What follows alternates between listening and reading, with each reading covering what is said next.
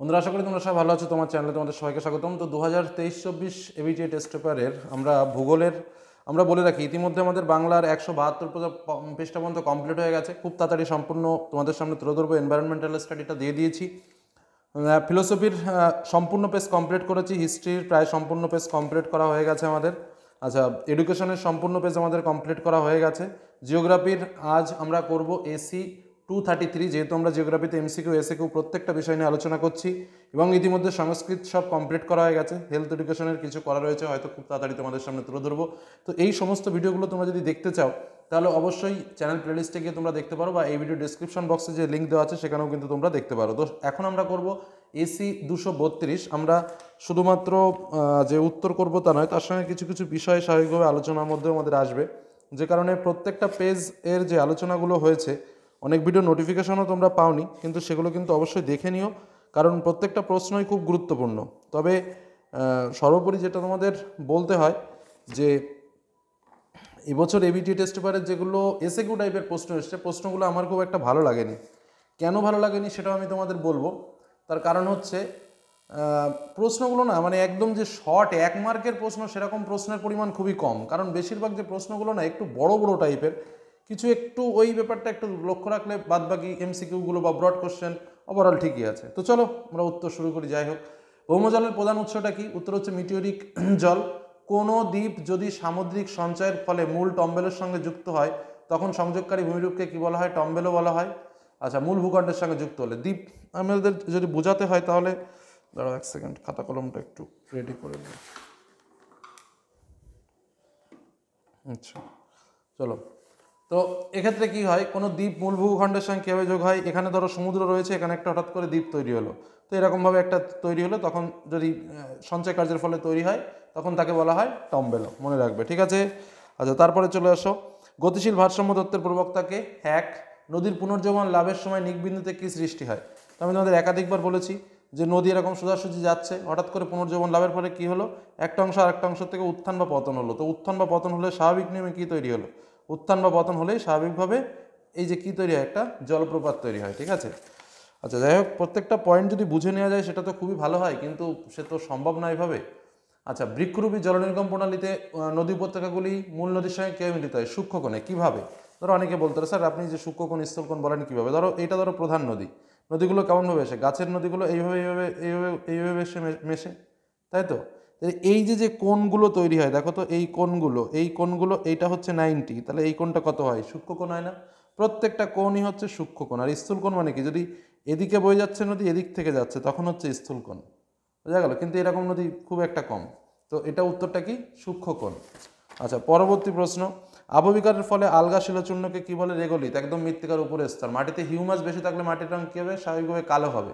ভূমধ্যসাগরীয় জলবায়ু নির্দেশক হলো জলপাই। আচ্ছা, আগের দিন একটা প্রশ্ন আমার মিস্টেক হয়ে গেছে, তোমাদের বলে রাখি, এর আগের একটা সেটের প্রশ্নে মিস্টেক করে দিয়েছি, যেটা তোমাদের বলেছিলাম যে দক্ষিণ আফ্রিকার জলবায়ু কোন ধরনের জলবায়ু। আমি তোমাদের খুব সম্ভবত এটাতে কি একটা উত্তর দিয়েছিলাম যে নাতিশীতোষ্ণ জলবায়ু মনে হয় বলেছিলাম, কিন্তু ওটা মনে রাখবো, ওটার উত্তর হচ্ছে ভূমধ্যসাগরীয় জলবায়ু, ঠিক আছে? আমি মানে স্পিডলি বলতে গিয়ে আমি অতটা খেয়াল করিনি, তাই তোমাদের বলে রাখলাম ভূমধ্যসাগরীয় জলবায়ু, এই কথাটা মনে রাখবে, দক্ষিণ আফ্রিকার জলবায়ু, ঠিক আছে? এর আগের সেট টাইম আমি উত্তরটা করেছি, যার জন্য একটু করে নিলাম, ক্লিয়ার করে নিলাম। আচ্ছা, পরবর্তী চলে যাই, ওজোন গ্যাসের আবিষ্কারক কে?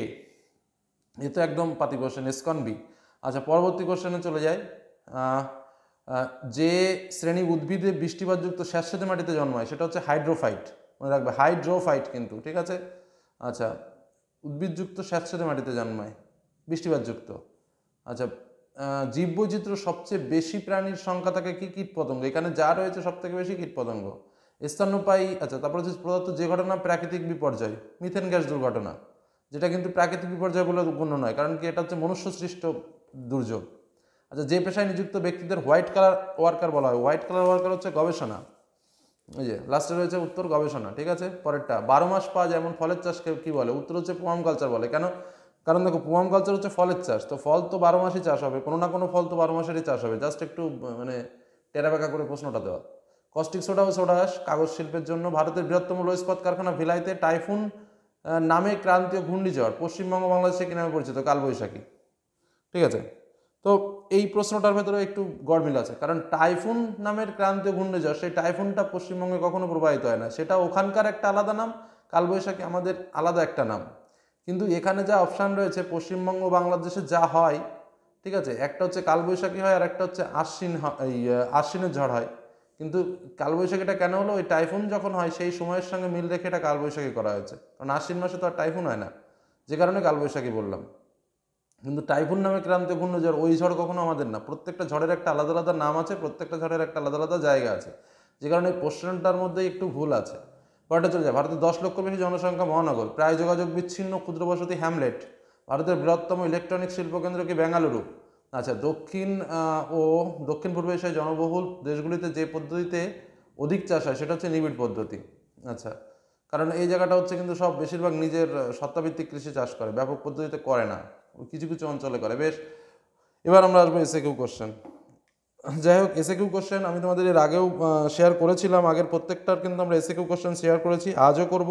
তো প্রথমটা রয়েছে কি, পর্যায়ন কাকে বলে। তো পর্যায়ন কাকে বলে আমি আগে বলেছি যে পর্যায়ন হলো তোমার অবরোহণ ও আরোহণের মিলিত ক্রিয়াকেই বলা হয় পর্যায়ন। তো চলো আমরা একটু তোমাদের নতুন স্টাইলে পড়াশোনা করাচ্ছি তো আজকাল, তো এই যে আমি আধুনিক হয়ে গেছি। তো যাই হোক, পর্যায়ন কাকে বলে, লিখবে ক্ষয় বহন ও সঞ্চয় কার্যের মাধ্যমে অসমতল ও বন্ধুর ভূপ্রকৃতি সমতলে পরিণত হওয়ার প্রক্রিয়াকে বলা হয় পর্যায়ন। একদম এক কথায় যদি লিখতে চাও, আমি ওটাও লিখে দিয়েছি, আরোহণ ও অবরোহণের সম্মিলিত ফল হলো পর্যায়ন। কেউ যদি লিখে রাখো অবরোহণ প্লাস আরোহণ ইকুয়াল টু পর্যায়ন, তাতেও সে নম্বর পাবা, বোঝা গেল। পরবর্তী প্রশ্ন কি রয়েছে, ভাদস স্তর কাকে বলে। দেখো, ভাদস স্তরের সংজ্ঞা কীভাবে লিখবে, সম্পৃক্ত স্তরের ঊর্ধ্বে যে অসম্পৃক্ত বা বায়ুপূর্ণ স্তর অবস্থান করে তাকে বলে ভাদস স্তর, ঠিক আছে। আচ্ছা, পরবর্তী কোশ্চেন, অ্যাটল বলতে কি বোঝো। তো অ্যাটল তো জানো যে উপকূল থেকে দূরে যে প্রবাল বেষ্টিত যে বৃত্তাকার যে দ্বীপ, সেটাকে বলা হয় অ্যাটল। তো কি সংজ্ঞা লিখবে, উপকূল থেকে বহু দূরে দ্বীপ বা দ্বীপপুঞ্জকে কেন্দ্র করে উপহ্রদ পরিবেষ্টিত বৃত্তাকার প্রবাল প্রাচীরকে অ্যাটল বলা হয়, ঠিক আছে। মানে আরে বিষয়টা না বোঝালে তো সব ভালো লাগে না, সব জিনিস বোঝানোর। এরকম একটা ছোটো একটা দ্বীপ রয়েছে, সেটাকে প্রবাল দিয়ে এরকম আবৃত করে দিয়েছে, আর এটা কোথায় না সমুদ্রের মধ্যে, এই হয়ে গেল অ্যাটল, বোঝা গেল। আচ্ছা, তারপরে চলে আসো, পরবর্তী প্রশ্নটা কি রয়েছে দেখো, অ্যাটলের পরে কি আছে। আচ্ছা, পুরোদেশীয় বাঁধ কি। তো পুরোদেশীয় বাঁধ কি, দেখো সংজ্ঞাটা কীভাবে লিখবে, এই যে উপকূল থেকে বিচ্ছিন্ন অবস্থায় তটভূমির সমান্তরালে যে বাঁধ গড়ে ওঠে তাকে পুরোদেশীয় বাঁধ বলে। তোমরা তো জানো সবই, এগুলো তো না জানার কিছু নয়। এরকম একটা জায়গা রয়েছে, এপাশে তোমার তটভূমি, সমুদ্রের বিচ, এখানে দাঁড়িয়ে আমরা সেলফি তুলি। তো পাশে এখানে সমুদ্র রয়েছে, জলভাগ, তাই তো, এখানে বিচ রয়েছে, এটুকু বিচ, বিচের পাশে জলভাগ, এখানে দাঁড়িয়ে আমরা সেলফি টেলফি তুলছি, এগুলো সব বিচ মনে করো, ঠিক আছে। এই যে, তো কি বলেছে প্রশ্নটা বলেছে হচ্ছে পুরোদেশীয় বাঁধ। তো এখান দিয়ে জল রয়েছে, এই বিচের সমান্তরালে এইখানে যদি একটা বাঁধ তৈরি হয় তখন এই ধরনের বাঁধকে বলা হয় পুরোদেশীয় বাঁধ, বোঝা গেল। এর সমান্তরালে, বিচের সমান্তরালে, এই জন্য সংজ্ঞাতে বলা হয়, কি বলা হয়, পুরোদেশীয় বাঁধ কাকে বলে। দেখো কি লেখা হয়েছে, কই গেল, এই যে উপকূল থেকে বিচ্ছিন্ন অবস্থায় তটভূমির সমান্তরালে যে বাঁধ গড়ে ওঠে তাকে বলা হয় পুরোদেশীয় বাঁধ, বোঝা গেল। পরের প্রশ্ন দেখো, আচ্ছা কই গেল, পেডিপ্লেন কাকে বলে। এটা তো একদম সহজ, মরু ক্ষয়চক্রটা জানতে হবে, নাহলে পেডিপ্লেন বলা যাবে না। মরু বা শুষ্ক ক্ষয়চক্রের শেষ পর্যায়ে যে বিস্তীর্ণ সমভূমি সৃষ্টি হয় তাকে বলা হয় পেডিপ্লেন। আচ্ছা, পরবর্তী প্রশ্নে চলে যায়, পেডিপ্লেন হয়ে গেল।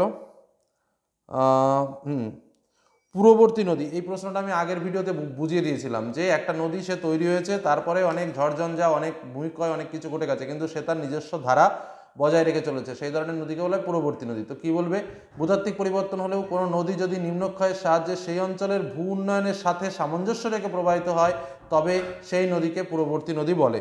পরবর্তী প্রশ্ন চলে আসে, আমি দেখো কি বলছে পরবর্তী প্রশ্ন, জাপিরূপী জলনির্গম প্রণালীর প্রধান বৈশিষ্ট্যগুলো কি কি। দেখো আমি এখানে জাস্ট সংজ্ঞাটা লিখে দিয়েছি, কেন, কারণ সংজ্ঞার মধ্যে দুটো তিনটে বৈশিষ্ট্য রয়েছে। প্রথম হচ্ছে সমকোণে মিলিত হবে, এটা জাপিরূপী নদীর একটা প্রধান বৈশিষ্ট্য, কিন্তু সমকোণে মিলিত হবে, একটু আগে যেটা বোঝাচ্ছিলাম সেরকম, যে সূক্ষ্মকোণ স্থূলকোণ, সেরকম জাপিরূপী নদীতে সমকোণে মিলিত হবে।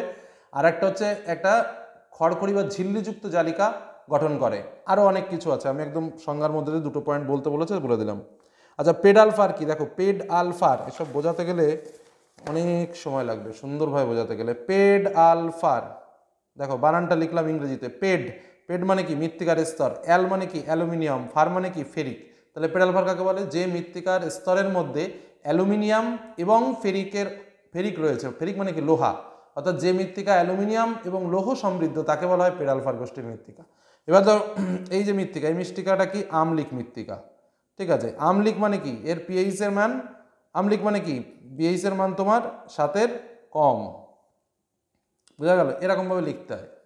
বেশ, পরবর্তী প্রশ্ন চলে। তাহলে পেডালফার কি হয়ে গেল, সংখ্যাটা বলে দিয়েছি, তাও একটু ভালো করে বলে দিই। এখানে আমি নোটটা কি করেছি দেখি। যে মৃত্তিকা অ্যালুমিনিয়াম ও লোহার পরিমাণ বেশি থাকে সেই মৃত্তিকা গোষ্ঠীকে পেডালফার গোষ্ঠী বলে। এটা কিন্তু একটা গোষ্ঠী, একটা মৃত্তিকা নয়, হ্যাঁ। আচ্ছা, তারপরে চলো এনপিকে। এনপিকে কি, উদ্ভিদের পুষ্টি মৌল, ঠিক আছে। আমি সংজ্ঞাটা দেখে নাও তাহলে ভালো হবে, এটা খুব এই যে উদ্ভিদের পুষ্টির জন্য 20টি অপরিহার্য মৌলিক উপাদান প্রয়োজন। এদের মধ্যে নাইট্রোজেন, ফসফরাস, পটাশিয়াম, এই তিনটি বা এনপিকে কে প্রধান প্রাথমিক পরিপোষক, মানে এই তিনটে হচ্ছে প্রধান পুষ্টি মৌল। উদ্ভিদের দেহের গঠন এবং সুষ্ঠু বৃদ্ধির জন্য এই তিনটি মৌলের ভূমিকা সবচেয়ে বেশি, এই জন্য এই তিনটি মৌলকে একত্রে এনপিকে বলা হয়, বোঝা গেল। আচ্ছা, কোন প্রজাতির উদ্ভিদ ফলের মধ্যে অঙ্কুরোদ্গম ঘটায়, এটা হচ্ছে স্বাভাবিকভাবে লবণাম্ব উদ্ভিদের কিছু কিছু উদ্ভিদের মধ্যে দেখা যায়। তো সমস্ত প্রজাতির, এই যে কোন প্রজাতি, যদি বলো কোন উদ্ভিদের তাও বলা যেত গরন, গরজান, গরান, গর্জন, এসব দুটো তিনটে, কিন্তু সব ফলের মধ্যে সব গাছের হয় না। তার মধ্যে নবলম্ব গাছের মধ্যে যদি দুটো উদাহরণ দিয়ে দিয়েছি, এই বলো মূল কথা। আচ্ছা, পরবর্তী প্রশ্ন হচ্ছে এল নিনো কি। তো এল নিনো কি, একদম আমরা সবাই যেটা জানি একটা উষ্ণ সমুদ্র স্রোত। তো তোমরা একটু এইভাবে লিখে দেবে, এটা পূর্ব প্রশান্ত মহাসাগরে পেরু ইকুয়েডর উপকূল বরাবর কোনো কোনো বছর ডিসেম্বর মাসে যে এক প্রকার দক্ষিণমুখী উষ্ণ সমুদ্র স্রোতের প্রভাব লক্ষ্য করা যায় তাকে বলা হয় এল নিনো, ঠিক আছে। এবার এল নিনো বুঝতে গেলে বহু বহু সময় লাগবে। আচ্ছা, পরের প্রশ্ন চলে যায়, মৌসুমী বিস্ফোরণ বলতে কি বোঝো। একদম যদি তোমাদের মৌসুমী বিস্ফোরণটা বোঝানো যাবে, দেখি একটুখানি শর্টে বোঝায়, একদম অতি শর্ট। দেখো, আমাদের এখানে মৌসুমী বায়ুটা যখন আসে বা যখন বর্ষাকাল আসে, একদম সহজ কথায় যদি যখন বর্ষাকাল আসে, তো বর্ষাকাল শুরুর আগে দেখবা কিছুদিন আগে হঠাৎ করে কিছুটা বৃষ্টি হয়ে গিয়ে আবার থেমে যায় বর্ষাটা, ঠিক আছে। বর্ষাটা থেমে গিয়ে আবার কিছুদিন রোদ টোদ হয়, তারপরে বর্ষাকাল শুরু হয়। এই যে হঠাৎ করে একটু বৃষ্টি হলো, এই বৃষ্টিটার কারণ কি, এই বৃষ্টিটা কিন্তু মৌসুমী বিস্ফোরণ। কেন, কারণ মৌসুমী বায়ুটা যখন ঢুকবে, ঠিক আছে, ধরো ঢোকা শুরু করলো, একটুখানি বুঝিয়ে দিই আর একটু, এসব বোঝাতে গেলে অনেক সময় লেগে যাবে অ্যাকচুয়ালি, ঠিক আছে। ধরো এটা আমাদের ভারত, তো এখান থেকে মৌসুমী বায়ু প্রবেশ করবে, এই মৌসুমী বায়ু, এই যে মৌসুমী বায়ুটা এখান থেকে যাবে। তো মৌসুমী বায়ুটা যদি এখান থেকে যাওয়ার চেষ্টা করে, ঠিক সেই সময় কি হয়, ঊর্ধ্বাকাশে জেট বায়ু প্রবাহ শুরু হয়ে যায়। তো মৌসুমী বায়ুর কিছু অংশ এই ভারত উপমহাদেশে ধরো প্রবেশ করে গেল, এটা মৌসুমী বায়ুটা যাচ্ছে, তো কিছু অংশ ভারত উপমহাদেশে প্রবেশ করে গেছে, ঠিক সেই সময় পূর্বালি জেট বায়ু এসে অ্যাটাক করে দেয়, এই পূর্বালি জেট বায়ু ঢুকে গেল। তো পূর্বালি জেট বায়ু যখন ঢুকে গেল, তখন এই জেট বায়ু কি করে, মৌসুমী বায়ুকার ভেতর দিকে ঢুকতে যেতে দেয় না, ঠিক আছে। তখন কি হয়, মৌসুমী বায়ুটা তো থেমে গেল, এখানে দাঁড়িয়ে রয়েছে চুপচাপ মৌসুমী বায়ু, তখন জেট বায়ু এগিয়ে যাচ্ছে, জেট বায়ু কিন্তু প্রবাহিত হচ্ছে। যখন জেট বায়ু প্রবাহিত হচ্ছে, তখন মৌসুমী বায়ুর এই যে কিছু অংশ বা কিছু জলীয়বাষ্প কিন্তু ভারত উপমহাদেশে ঢুকে গেছে অলরেডি, এই জলীয়বাষ্পটুকু এখানে এসে বৃষ্টিপাত ঘটিয়ে দিল, বোঝা গেল। এখানে এসে প্রথম এখানে বৃষ্টিপাতটা ঘটিয়ে দিল, এই যে বৃষ্টিপাত হলো এটাকেই বলা হচ্ছে মৌসুমী বিস্ফোরণ, বোঝা গেল। মানে মৌসুমী বায়ু কিন্তু এসে পারেনি, মৌসুমী বায়ুর একটুখানি অংশ পৌঁছে গেছে, তার ফলে যে বৃষ্টিপাত হয়েছে সেটা হচ্ছে মৌসুমী বিস্ফোরণ। আর এই জায়গা তখন, তাহলে এই বায়ুটা কখন যাবে, এই জেট বায়ু যখন শেষ হয়ে যাবে, জেট বায়ু প্রবাহের এই যে লেজটা যখন শেষ হয়ে যাবে, তারপরে দিব্যিয়ে কিন্তু আবার শুরু করবে যাওয়া, এবং তারপর আমাদের প্রকৃত বর্ষাকাল চলে আসবে। এই যে বিষয়, এটাই হলো মৌসুমী বিস্ফোরণ, ঠিক আছে। তো আরও অনেক অনেক রকমভাবে বোঝানো যায়, আমি বুঝিয়েছি, অনেক ক্লাস নিয়েওছি তোমাদের। যাই হোক, সংজ্ঞাটা কীভাবে লিখবে একটু দেখে নাও। তো কি লিখবে, এশিয়া মহাদেশের দক্ষিণে মে মাসে বিরাট নিম্নচাপ হলে দক্ষিণ পূর্ব আয়ন বায়ু নিরক্ষীয় রেখা অতিক্রম করে দক্ষিণ পশ্চিম মৌসুমী বায়ুরূপে প্রবাহিত হয়। প্রসঙ্গত, দক্ষিণ পশ্চিম মৌসুমী বায়ুর বেগ অত্যন্ত প্রবল। ভারতের দক্ষিণ পশ্চিম মৌসুমী বায়ু আরব সাগরীয় এবং বঙ্গোপসাগরীয় এই দুটি শাখায় বিভক্ত হয়েছে। এই দুটি শাখা জুন মাসের প্রথম সপ্তাহ থেকে ভারতে প্রবল বৃষ্টিপাত ঘটায়, একে মৌসুমী বিস্ফোরণ বলে। মানে এটা একদম ডেফিনেশন, মানে মূল যে বিষয় সেটাই তোমাদের বললাম। তারপরে চলে যাও উষ্ণ কেন্দ্র। এটা তো একদমই সহজ, যে তোমরা একদম সহজে লিখতে পারো যে যে অঞ্চলে জীববৈচিত্র্যের সংখ্যা সর্বাধিক তাকে বলা হয় জীববৈচিত্র্যের হটস্পট। আর যদি এরকম আমার মতো একটু সংজ্ঞা ভালো করে লেখো তাহলে লিখবা, হয়ে গেল। এই যে জীববৈচিত্র্যের হটস্পট বলতে সেই অঞ্চলগুলিকে বোঝানো হয় যেখানে এমন কিছু জীব প্রজাতি পাওয়া যায় যেগুলো পৃথিবীর অন্য কোনো অঞ্চলে পাওয়া যায় না, বোঝা গেল, মানে একটা স্পেশাল জোন। পরবর্তী প্রশ্ন চলে আসি, রেড ডাটা বুক কাকে বলে। এটা তো তোমরা পারবে। রেড ডাটা বুক হলো রাষ্ট্রীয় নথি যা বিরল এবং বিপন্ন প্রজাতির প্রাণী ও উদ্ভিদের নাম নথিভুক্ত করা হয়, ঠিক আছে। আচ্ছা, মেঘভাঙা বৃষ্টি কাকে বলে। এটাও কিন্তু খুব সহজ জিনিস, খুব সহজে লিখবে, যে কোনো একটা ছোট্ট অঞ্চলে, কোথায় লিখেছি, এই যে খুব কম সময়ের মধ্যে ছোট্ট পরিসরে বিপুল পরিমাণ বৃষ্টিপাত হলে তখন তাকে বলা হয় মেঘভাঙা বৃষ্টি। মূলত পাহাড়ি এলাকায় এই বৃষ্টিপাত হয়, ঠিক আছে। আচ্ছা, স্থানান্তর কৃষির সংজ্ঞা দাও। স্থানান্তর কৃষি কি। স্থানান্তর কৃষি যদি পড়তে হয় তাহলে সেই রবীন্দ্রনাথের বিখ্যাত কবিতা, সেটা একটু মনে, ইয়ার চেয়ে হতেম যদি আরব বেদুইন। সেই বেদুইনটা কী করতো? বেদুইনটা এক জায়গায় যেত, সেখানে গিয়ে জঙ্গল টঙ্গল পোড়াতো, পুড়িয়ে কিছুদিন থাকতো, আবার অন্য জায়গায় চলে যেত, এরকম। তো সেই কী বলে যে কৃষিটা আমাদের স্থানান্তর কৃষি, মানে কি এক জায়গা স্থানান্তর, মানে স্থান থেকে অন্য স্থানে যাবে। মানে কোথায় সংজ্ঞাটা লিখেছি নয়, এই যে সাধারণত বনভূমি বা বসবাসকারী আদিম অধিবাসীগণ কোনো অঞ্চলে জঙ্গল পুড়িয়ে জমি পরিষ্কার করে সেই জমির প্রাকৃতিক উর্বরতাকে কাজে লাগিয়ে পরপর 2-3 বছর ফসল চাষ করার পর সেই স্থান ত্যাগ করে অপর কোনো স্থানে একই পদ্ধতিতে জঙ্গল পুড়িয়ে ফসল উৎপাদন করার নামই হলো স্থানান্তর কৃষি। 2 বা 3 বছর অন্তর চাষের জমিকে স্থানান্তর করা হয় বলে একে স্থানান্তর কৃষি বলে। ঠিক আছে, একদম শর্টকাট মেথড, এভাবে লিখবে। আচ্ছা, পরবর্তী প্রশ্ন চলে আসি। ভারতের কোন রাজ্যে কফি ভালো হয়? এ আর বলার কিছু নেই, কর্ণাটক। শিকড় আলগা শিল্প কাকে বলে? যে শিল্পের কোনো গোড়া নেই, বাংলা কথা, তাকে বলে শিকড় আলগা শিল্প। যেমন কার্পাস বয়ন শিল্প কাঁচামাল ভিত্তিক শিল্প নয়। তা বলছে কি, যে শিল্পে কাঁচামাল ও শিল্পজাত দ্রব্যের ওজন একই থাকে এবং শিল্প যে কোনো জায়গাতে, অর্থাৎ বাজার অথবা কাঁচামালের উৎসকেন্দ্র ও এদের মধ্যবর্তী যে কোনো স্থানে গড়ে উঠতে পারে, তাকে শিকড় আলগা বা ফুটলুস ইন্ডাস্ট্রি বলে। যেমন লৌহ ইস্পাত শিল্প যদি স্থাপন করতে হয়, তাহলে কী হবে? যেখানে কাঁচামাল রয়েছে সেখানে লৌহ ইস্পাত শিল্প হবে। আর কেন? কারণ কাঁচামাল তো বয়ে আনা যাবে না, অনেক পণ্যসূচক হয়ে যাবে। কাঁচামালের পণ্যসূচক সবসময় একের বেশি, অনেক বেশি, একের জায়গায় দেখা যাচ্ছে যে 3-4 এরকম হচ্ছে লৌহ ইস্পাত শিল্পের কাঁচামাল। তো স্বাভাবিকভাবে আমাদের কি দরকার? যে কাঁচামালের পণ্যসূচক 1 বা তার সমান, সেই ধরনের কাঁচামালগুলো হচ্ছে বিশুদ্ধ, তাহলে সেখানে পরিবহন ব্যয় একদমই মানে বেশি হবে না। আমি যে কোনো স্থানে শিল্প তৈরি করতে পারি, তাহলে কি আমার কোনো প্রোডাক্ট লস নেই। এটাই তো মূল ফ্যাক্টর, সেটাই হলো মূল বিষয়। তো কি বলছে এখানে? শিকড় আলগা শিল্প কাকে বলে তো বললাম। আচ্ছা, তারপরে প্রশ্ন চলে আসি। প্রাথমিক স্তরের কার্যাবলীর দুটি বৈশিষ্ট্য অনেক অনেক আছে, যেটা প্রাচীনতম, এটা গ্রাম ভিত্তিক, তারপরে কাজের মাধ্যমে খাদ্যের চাহিদা মেটানো হয়, প্রকৃতির ওপর নির্ভরশীল, সবচেয়ে বেশি লোক এই স্তরে কাজ করে, আরও অনেক আছে, যা খুশি লিখো। পরবর্তী প্রশ্ন, পরিব্রাজন কাকে বলে? পরিব্রাজন কি? দীর্ঘদিন ধরে বা স্থায়ীভাবে বসবাসের উদ্দেশ্যে মানুষজন যখন এক স্থান থেকে অন্য স্থানে গমন করে তখন তাকে পরিব্রাজন বলে, তাই তো? এই দেখো, দীর্ঘদিন ধরে বা স্থায়ীভাবে বসবাসের উদ্দেশ্যে মানুষজন যখন এক স্থান থেকে অন্য স্থানে গমন করে তখন তাকে পরিব্রাজন বলে। আচ্ছা, পৌরপুঞ্জ কাকে বলে একবার বলে দিই। একসঙ্গে লাগোয়া একগুচ্ছ শহরকে একত্রিতভাবে বলা হয় পৌরপুঞ্জ। পরবর্তী কোশ্চেন রয়েছে, পরিকল্পনা অঞ্চলের দুটি বৈশিষ্ট্য। এখানে লিখে দিয়েছি, দেখে নাও, দুটো একটা লিখে দেওয়া। কি পরিকল্পনা অঞ্চলের আকৃতি মাঝারি প্রকৃতির হয়? পরিকল্পনা অঞ্চলের আকৃতিতে মাঝারি প্রকৃতির হয়, মাঝারি আয়তন নয় কিন্তু, খুব সাবধান, মাঝারি প্রকৃতি বলা হয়েছে। আচ্ছা, পরেরটা চলে আসে, পরিকল্পনা অঞ্চলে একটি নির্দিষ্ট সীমানা থাকবে ও সীমানাগুলি নমনীয় প্রকৃতির হবে। পরিকল্পনা অঞ্চলগুলিতে কার্যমূলক একতা লক্ষ্য করা যাবে, যেমন দণ্ডকারণ্য পরিকল্পনা অঞ্চল। আরও একাধিক পরিকল্পনা অঞ্চল আছে, তোমাদের সবারই বই আছে, বইটা ভালো করে একটু দেখে নিও, বইয়ে প্রচুর প্রচুর এক্সাম্পল রয়েছে। তো আমরা আজকের মতো এটা শেষ করলাম, আর একটা সেট আছে, আমরা ঠিক সময় মতো করে ভালো করে বুঝিয়ে দেওয়ার চেষ্টা করবো। আর অন্যান্য ভিডিওগুলো তোমরা অবশ্যই দেখো। ধন্যবাদ।